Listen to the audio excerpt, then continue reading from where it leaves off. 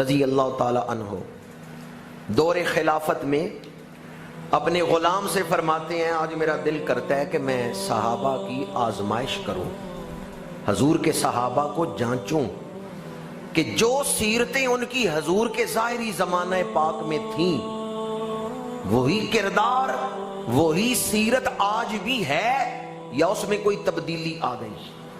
امیر المومنین تھے، خلیفہ تھے مسلمانوں کے، امام العادلین تھے۔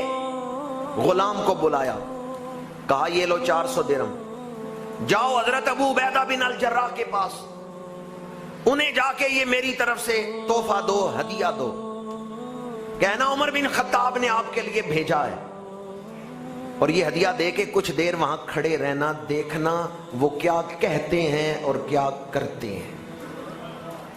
حضرت فاروق اعظم کا بھیجا ہوا غلام گیا،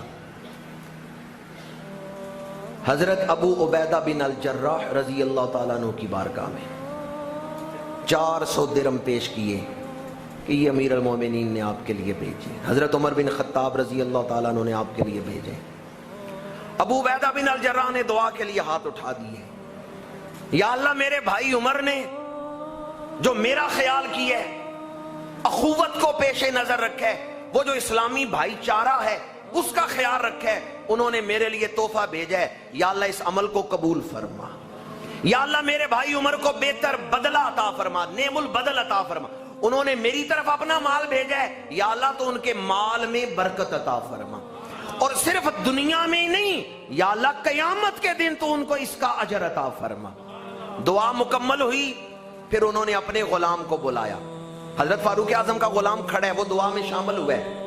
دعا مکمل کر کے حضرت ابو عبیدہ بن الجراح نے اپنے غلام کو بلایا اور کہا یہ لو 400 درہم، یہ 50 فلاں بیوہ کو دے آؤ، یہ 70 فلاں یتیم کو دے آؤ، اور ساتھ یہ بھی فرمایا اس سے پہلے کہ عمر بن خطاب کا غلام مجھے ہدیہ دے کے واپس گھر پہنچے، پہلے تو یہ سارا مال غریبوں میں تقسیم کر۔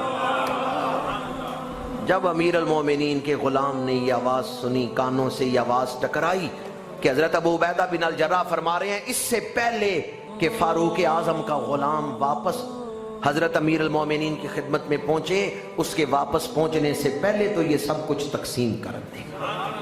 واپس جا کے اس غلام نے یہ بات امیر المومنین کی خدمت میں عرض کی تو آپ نے فرمایا الحمدللہ۔ پھر آپ نے اس غلام کو بلایا، 400 درہم دیے، فرمایا جاؤ اب حضرت معاذ بن جبل کے پاس۔ حضرت معاذ بن جبل جو حضور کو دیکھ دیکھ کے جیتے تھے،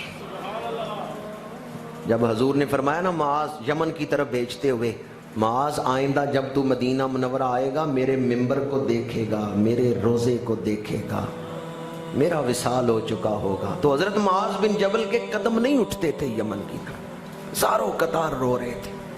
تو میرے آقا کریم نے فرمایا معاذ جا، چلا جا، متقی جہاں بھی رہتا ہے میرے پاس ہی رہتا ہے۔ حضور ان سے محبت فرماتے ہیں اور یہ حضور سے انتہا درجے کی محبت فرماتے ہیں۔ حضرت فاروق اعظم نے 400 درہم دیا اپنے غلام کو، فرمایا جاؤ معاذ بن جبل کو ہدیہ دے کے آؤ۔ غلام آیا، حضرت معاذ بن جبل کو پیش کیا ہدیہ، حضرت معاذ بن جبل نے بھی دعا دی، یا اللہ فاروق اعظم کا یہ عمل قبول فرما، ان کے مال میں برکت دے، اور قیامت کے دن ان کو اس کا بدلہ عطا فرما۔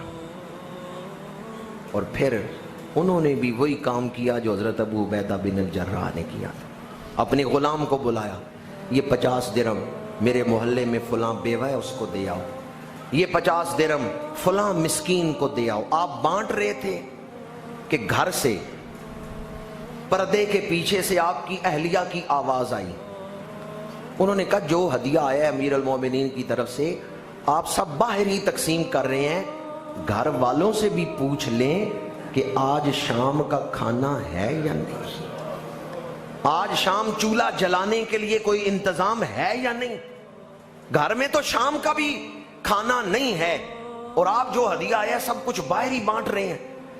جب یہ بات غلام نے سنی تو اس نے کہا قرآن نے سچ کہا ہے، وَيُؤْثِرُونَ عَلَىٰ أَنفُسِهِمْ وَلَوْ كَانَ بِهِمْ خَصَاصَةٌ۔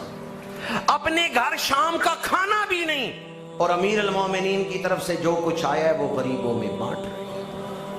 واپس جا کے غلام نے یہ بات حضرت فاروق اعظم کو سنائی کہ حضرت معاذ بن جبل کے گھر تو بڑی حیران کن صورتحال میں نے دیکھی ہے۔ ان کی اہلیہ نے تو پردے کے پیچھے سے آواز دی ہے کہ جو کچھ آیا آپ بانٹ رہے ہیں، گھر میں تو شام کا کھانا بھی نہیں۔ حضرت فاروق اعظم نے فرمایا یہی میں دیکھنا چاہتا تھا۔ شکر ہے اللہ کا کہ صحابہ کی سیرتیں اسی طرح ہیں جس طرح حضور کی ظاہری حیات پاک میں تھی۔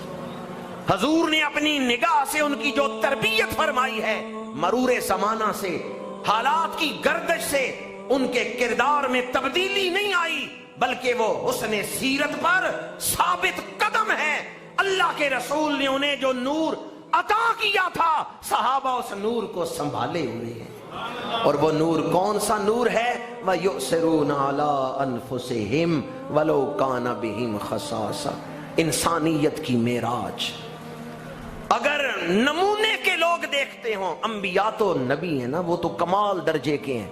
انبیاء کے بعد نسل انسانیت میں، انبیاء کے بعد اگر کوئی رول ماڈل دیکھنا ہو، اگر نمونے کے افراد دیکھنے ہوں، تو وہ دیکھ لیں جنہیں نگاہ نبوت نے تیار فرمایا۔ حضور کے اہل بیت اور حضور کے صحابہ یہ قرآنی شخصیات ہیں، ان کے کردار کو قرآن بیان کر رہا ہے۔ وَيُؤْثِرُونَ عَلَىٰ أَنفُسِهِمْ وَلَوْ كَانَ بِهِمْ خَصَاصَةٌ۔ عمل صحابہ کا ہے، بیان قرآن کر رہا ہے۔ اس کا مطلب یہ ہے صحابہ قرآنی شخصیات ہیں۔